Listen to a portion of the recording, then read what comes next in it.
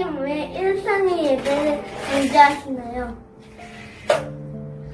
와, 그런 심오한 질문을 나는 고만할 때 그런 생각을 해본 적은 없는 것 같고, 그냥 목사님이 이렇게 성장할 때는 어떻게든지 교회에 모여서 그냥 공동체가 같이 예배하는 거, 그걸 엄청 강조했고, 그래서 뭐 몸이 아파도 뭐 아니면 어떤 어려움이 있어도 무조건 우리가 같이 모이는 예배는 드려야 된다, 이제 이런 얘기들을 많이 들으면서 자랐거든요.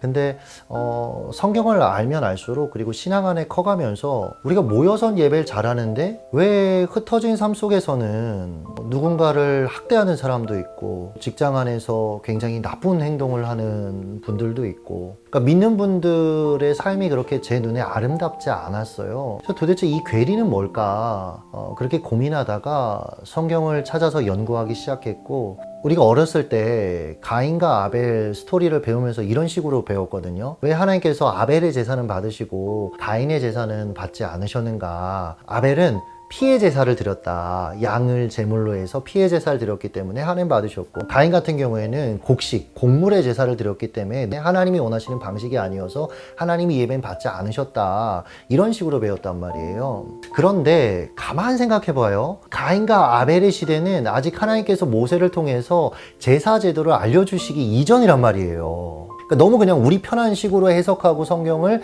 적용하고, 그러니까 우리가 모이자 이런 얘기를 했던 건데, 근데 저 성경을 유심히 보니까 가인과 아벨의 제사에 대해서 반복돼서 성경이 얘기하는 구절이 있어요. 아벨과 그의 제물은 받으셨다.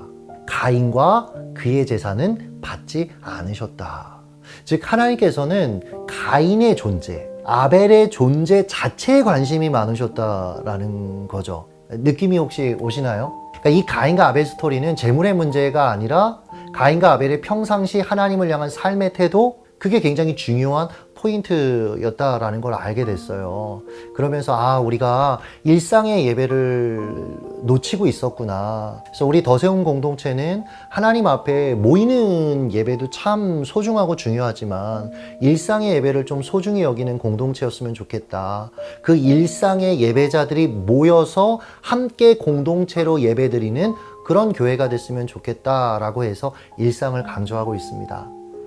목사님이 생각하시는 온세대 예배의 특징은 무엇인가요? 야, 우리 선민이가 신학생이 되더니 이런 중요한 질문을 던질 줄도 알아요. 우리 더세움교회의 온세대 예배는 하나님께만 집중하는 예배라는 포인트를 갖고 있어요. 대부분 교회들은 뭐 누가 기도하시겠습니다, 누가 뭐 하시겠습니다, 사람을 소개하거나 이런 부분이 있는데, 우리 교회는 그냥 물 흐르듯이 하나하나 착착착착 이미 딱 순서가 되면 대기하고 있고, 이렇게 해서 성도들이 온전히 하나님께만 집중해서 예배드릴 수 있도록 도우려고 하는데 굉장히 심혈을 기울여 왔어요. 이렇게 된 계기가 있어요. 제가 과거에 아이들 데리고 수련회를 갔었는데, 강원도 산골 오지에 있는 그런 수련원이었는데, 이제 예배 세팅 다 하고 딱 개예배 드리려고 하는데 전기가 다 나간 거예요. 그러니까 이게 수습도 안 되고 막 웅성웅성 거리는데, 제가 그때 어쩔 수 없이 기타 한 대 들고 내 손을 주께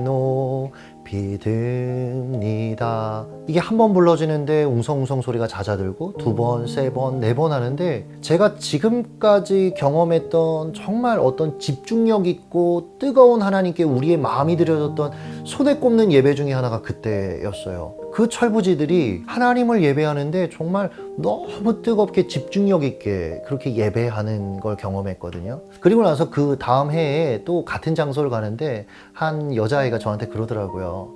전사님, 요번에도 전기가 나갔으면 좋겠어요. 무슨 얘기냐면, 깜깜하니까 뭐 찬양팀이 어떻게 찬양하고 저 오빠는 음정이 어떻고 그런 건 이제 하나도 안 보이고 하나님만 보이는 거죠. 그 맛을 안 거죠. 저는 우리 더세움교회 예배가 그랬으면 좋겠다라고 생각하고 예배의 순서들을 잘 디자인했는데요. 하나님만 보이는 예배, 그게 더세움의 특징이고, 그렇게 이해하고 같이 예배해 주시면 좋을 것 같아요. 목사님, 풍성한 은혜를 누리기 위해 우리는 어떻게 준비해야 하나요? 상은자매, 사실은 이 질문이 굉장히 우리에게 중요한 질문일 것 같아요. 예전에 이제 우리 교회에 오셨던 어떤 한 강사분이 우리가 그 예배 시작 전에 기도하고 있지 않는 것 때문에 굉장히 불편해 하시고 거기에 대해서 몇 번 얘기하신 적이 있어서 굉장히 그때 당시에 좀 민망하기도 하고 그런 상황이 있었는데, 사실은 한국 교회는 예배 전에 같이 뭐 준비 기도도 하고 이런 부분들에 대해서 전통적으로 강조해 왔죠. 근데 저는 오히려 삶 속에 충분히 기도하고 오라라는 얘기를 좀 드리고 싶어요. 그러니까 어떻게 하면 풍성한 예배를 준비할 수 있을까? 삶에서 준비하자는 얘기죠. 교회에 와서 승부 보지 말고 삶 속에서 충분히 평상시에 기도가 무르익었으면 좋겠고, 매일 아침 8시에 전체 톡을 통해서 그 주에 암송 구절이 나가잖아요. 그러니까 그것도 저는 항상 이렇게 하거든요. 딱 그 시간에 그걸 딱 본 다음에 한 번 읽어요. 그리고 다시 한 번 읽어요. 그리고 그거 가지고 잠깐 기도하고 그리고 나서 하루를 시작하거든요. 하나님의 말씀을 그렇게 곱씹는 거죠. 공동체가 같은 말씀을 곱씹는 거죠. 그리고 함께 모이는 예배는 저는 전혀 다를 수 있다라고 생각을 하고요.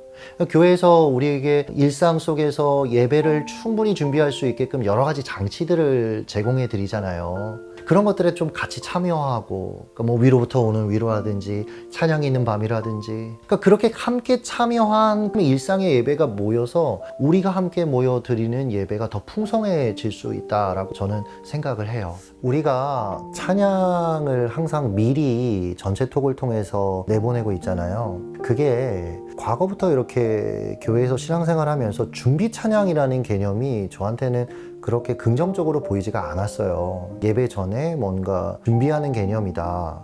정말 예배를 돕는 그런 시간이면 좋은데 뭔가 그 시간을 좀 보내는 그런 느낌도 정말 많이 들었고, 오히려 정말 우리가 딱 예배가 시작됐을 때 그 찬양을 전심전력을 다해서 좀 하나님 앞에 올려드렸으면 좋겠다. 그래서 우리 교회 예배에는 예배 중간에 찬양이 좀 길게 들어가는 거고요.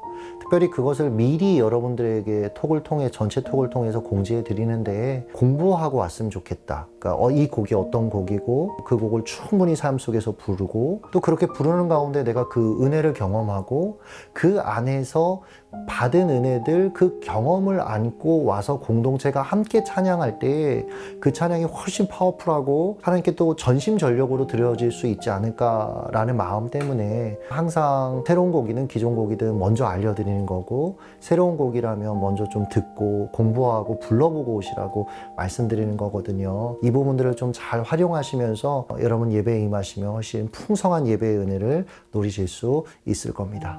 제가 많은 분들에게 더세움교회 예배는 회복이 있다, 뜨거움이 있고 은혜들이 있다라는 피드백들을 정말 많이 받습니다. 어떤 잃어버렸던 그 예배에 대한 감격들을 회복하시는 분들도 참 많이 있고, 하나님께서 우리 공동체에게 주신 특별한 은혜라고 생각을 하고요. 그만큼 일상에서 치열하게 말씀으로 살아가려고 하는 우리 공동체 한 분 한 분의 노력이 빛을 발하는 것이라고 생각을 해요. 앞으로도 우리가 10년을 함께 걸어갈 때에 예배에 목숨을 걸 때 일상의 예배와 그 일상이 모여진 공동체 예배가 두 축이 돼서 아름다운 균형을 이루는 그런 예배자들로 함께 성장하기를 정말 소망해 봅니다.